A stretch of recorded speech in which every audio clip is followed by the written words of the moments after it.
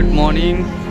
তো আজকে আমি এসেছি বর্ধমান স্পন্দন স্টেডিয়ামে। ঠিক আছে, এই স্টেডিয়ামটা আপনার আইএফের আন্ডারে আছে, ইন্ডিয়ান ফুটবল অ্যাসোসিয়েশনের আন্ডারে।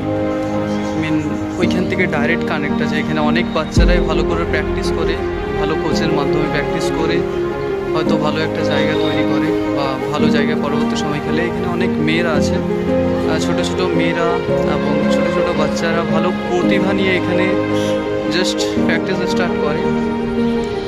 তো বর্ধমানে একটা কাজে এসেছিলাম, তো স্টেশন থেকে সামনে ঘোরার সময় এই গ্রাউন্ডটা অটোমেটিক আমাকে যখন টেনে নিল, রাস্তার দিয়ে যাচ্ছিলাম, বাট দেখার মাত্র আমি একজন স্পোর্টসম্যান ছিলাম, তো এই জন্য মাঠ দেখলেই যেমন মনে হয়েছে না একটু দাঁড়াই বা খেলা দেখি। তো এখানে একটু ফ্রি টাইম আছে, তাই মোটামুটি আমি 30 থেকে 40 মিনিট এই গ্রাউন্ডে আছি।